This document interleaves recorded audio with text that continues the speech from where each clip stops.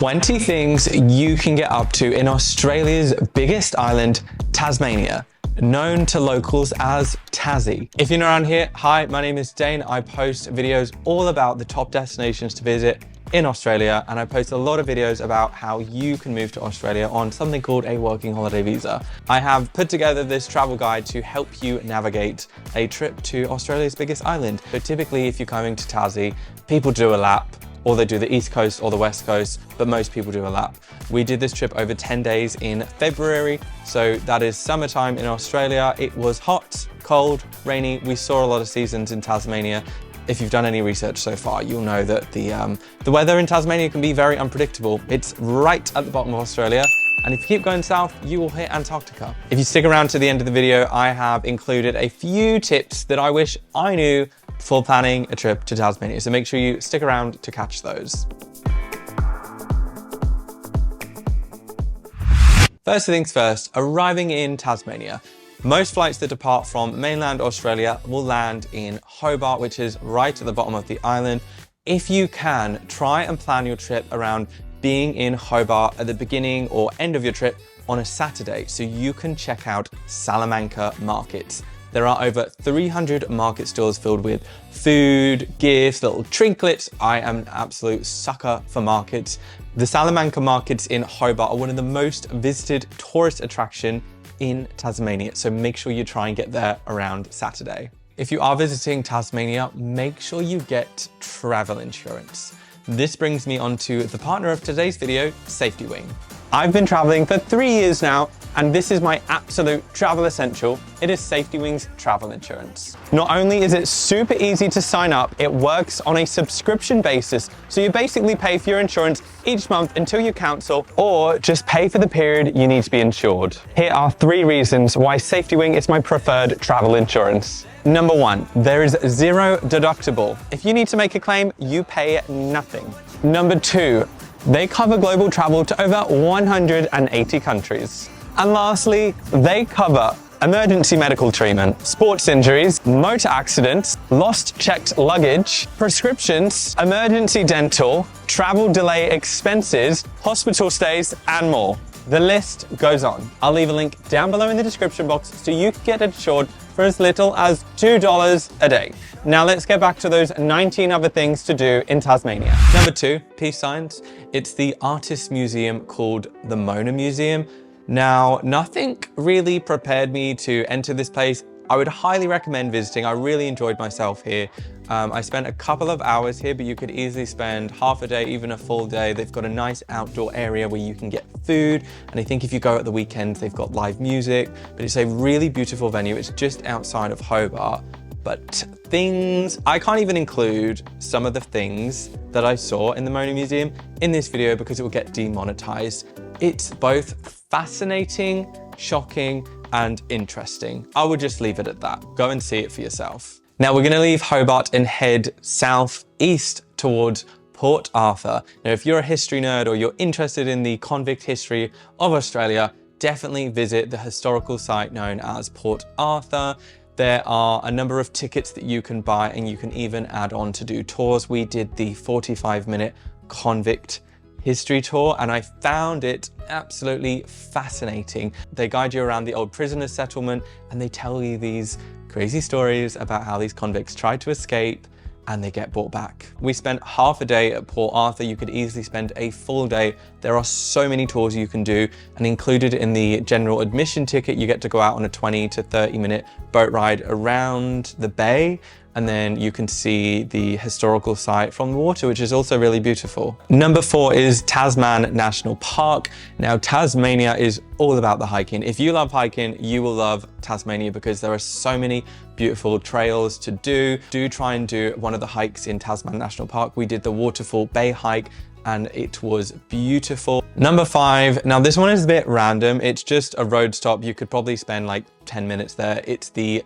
Kelvedon Boat Shed. So I found this place on Google Maps when we were driving up the East Coast, and I thought, oh, the boat shed looks really nice. But actually, what's even cooler is the whole beach is covered in shells.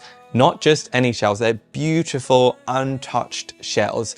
Maybe I just really like shells, but I actually really enjoyed stopping at the Kelvedon Boat Shed beach. Next up on the itinerary is Freycinet National Park. I really hope I'm saying that correctly. If you're from Tasmania, please comment down below. Is that right? I don't know. There is lots of hikes to do in Freycinet National Park, so if you can, I would spend at least 2 nights minimum here. Unfortunately, because we were driving so slow, we could not spend 2 nights here, and we only spent 1 night here, which was really disappointing because there is lots to see in this area. When you arrive at Freycinet, I would highly recommend just going into the visitor centre and talking to the guides about different walks that you can do. We did this and I found it so informative. We had planned to do what we found out was one of the most difficult hikes in the park. We ended up doing one that was about 4 or 5 hours, and it was actually a lot more enjoyable than the really sketchy hike that we were planning to do. If you want that iconic view of Wineglass Bay, it is about 3 kilometers from the car park. There is a lot of steps, and if you go on a hot day, it will be sweaty, but it is totally worth it to see Wineglass Bay in all its glory. I will say try and spend a couple of days here because the weather in Tasmania is really unpredictable, and I've seen beautiful photos of Wineglass Bay in the sunshine and it just looks incredible. The day that we went there, it was moody and it just didn't look as good as it did in the pictures, which often happens when you travel. We chose to do the Hazards Beach Circuit track, which weirdly there was no one else doing this trail. We went in summer, so you know this is Tasmania's busiest time of year in the summer, and we were the only ones on this trail. It took around 5 hours and it was about 12.8k. We was absolutely exhausted after that, but it took you on a loop around Wineglass Bay. We got to see the beach and a few more other cool beaches as well. Number 8 is Peron Dunes. Now you will pass through a small town called St. Helens, which is before the Bay of Fires. The Peron Dunes is just before St. Helens and you have to drive out into a peninsula. There are beautiful bays that you can go swimming here, but there's also Peron Dunes, which is these giant sand dunes right up against the beach. We spent a bit of time here running down like children because, you know, 3 grown adults, what else are you supposed to do on sand dunes? Number 9 is the Bay of Fires. Now I was so excited to visit Bay of Fires because I've seen so many pictures, so many videos of this place, and it is absolutely stunning. However, I didn't feel like there was a lot to do here.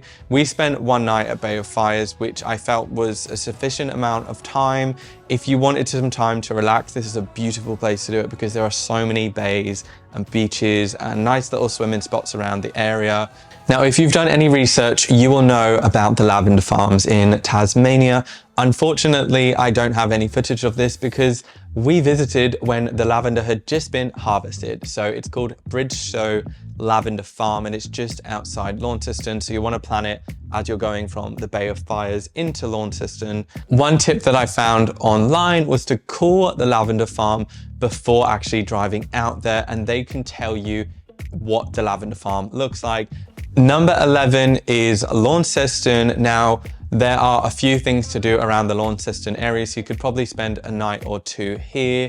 We went to Cataract Gorge, which was absolutely beautiful. This was one of my favorite spots or experiences that we had in Tasmania. I think because the weather turned on. It was hot, it was around 30 degrees, and I was so surprised that they had this beautiful blue swimming pool surrounded by a gorge. We went swimming, there was loads of hikes we could do, and it was just a really relaxing spot. I know if I lived in Launceston, I would probably be there all the time. Around Launceston as well, there are plenty of vineyards. So if you're into wine or you like going out for a few drinks or you just like experiencing vineyards, personally, I don't actually drink alcohol, but I really love the experience of going to vineyards because they're always really beautiful. Number 13, Cradle Mountain National Park. This is the creme de la creme of Tasmania. A lot of people plan their trips to Tasmania purely to go to Cradle Mountain National Park. We stayed at Cradle Mountain Fisheries camping site and it was beautiful. Hands down, one of the coolest places that I've camped. Number 14, book onto a night tour in Cradle Mountain National Park. So if you know anything about animals, you know that generally they're nocturnal. They come out when us humans are asleep. They go out to feed and are generally a lot more active at night. And this experience was so cool. You know, when you book onto an animal wildlife tour and you think, I'm not gonna see anything. We saw so many wombats and kangaroos, and we just saw so many animals on this tour. I'll link down below the tour that we did. If you've come to Cradle Mountain National Park, you probably want to go on a hike. There are over 78 hikes in this national parks, which range from 30 minutes to 6 days. There's a lot of variety of different hikes for different abilities. We chose to do probably one of the popular ones. We did Dove Lake Circuit, which was 2 to 3 hours. It was really enjoyable, generally flat, lots of stairs, and we also saw the cool boat shed at the end. If you've seen any pictures of Cradle Mountain National Park, there's this beautiful boat shed just before the mountains on the lake, and it's very pretty. The other hike that you can do is the summit hike, which I will probably do if I go back. That takes around 8 hours as opposed to the 2 to 3 that I just spoke about. And you do have to be a lot more prepared than that. When you visit Cradle Mountain National Park, you can't actually drive into the park yourself. You have to park at the visitor center, and then they have buses that take you in and out of the park. Once you've left Cradle Mountain National Park, the next stop that I recommend is called Montezuma Falls. This is an easy 5K hike.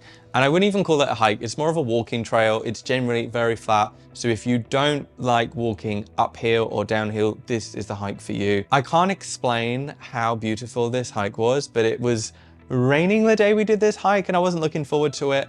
But the trees sort of protect you from all the rain. So you're just walking in this like mystical green forest. And then you get to a bridge after an hour or so. Once you reach the bridge, you are greeted by Montezuma Falls, which is one of the prettiest waterfalls that I've seen in Australia.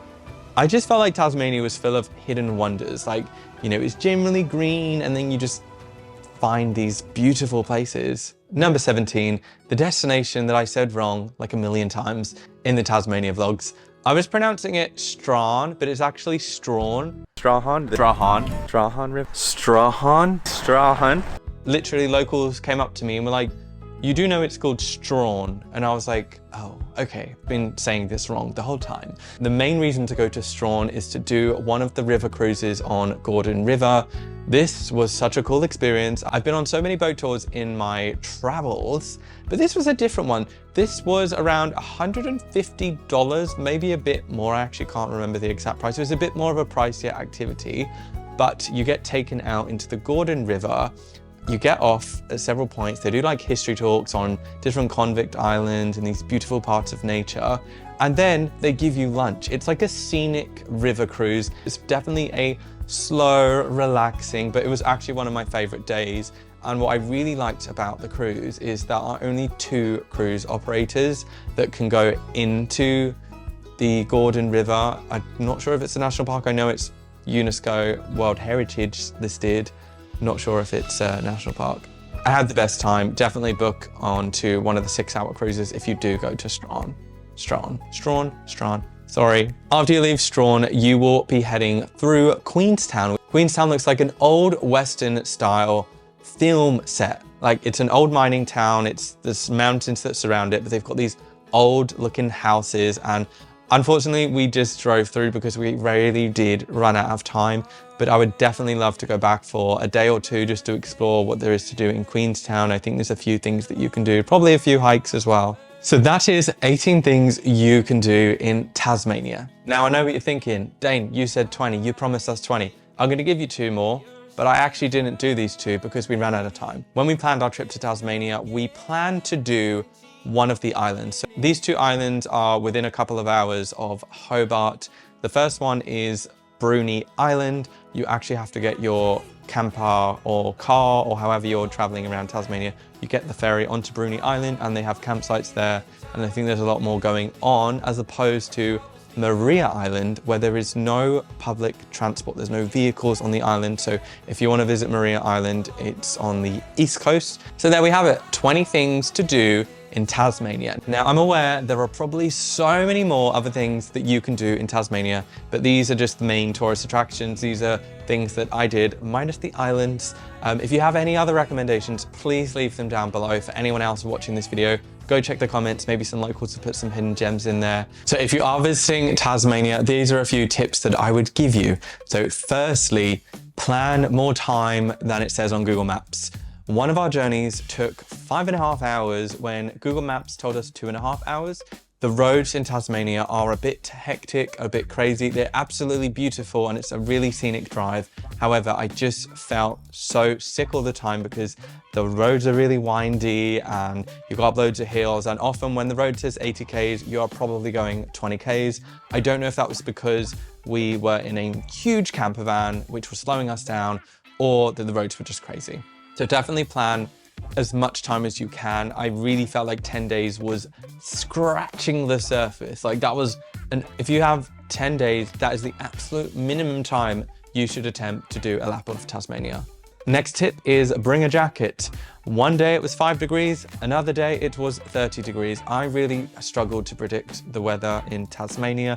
It kind of reminded me of the weather back in England where you would get sun, snow, you'd get all the seasons in one day. So definitely be prepared. We went in the summer and yeah, the weather was just all over the place. My next tip is make sure you buy a National Parks Pass. You can purchase this online and I would recommend printing it off at home and then putting it in your windscreen, because you do have, if you are visiting national parks, you do have to show your permit in your van or car. We didn't even realize that, so we just wrote our Parks Pass number on a piece of paper and put it in the windscreen. We never had any trouble, but it's worth keeping in mind to be a bit prepared.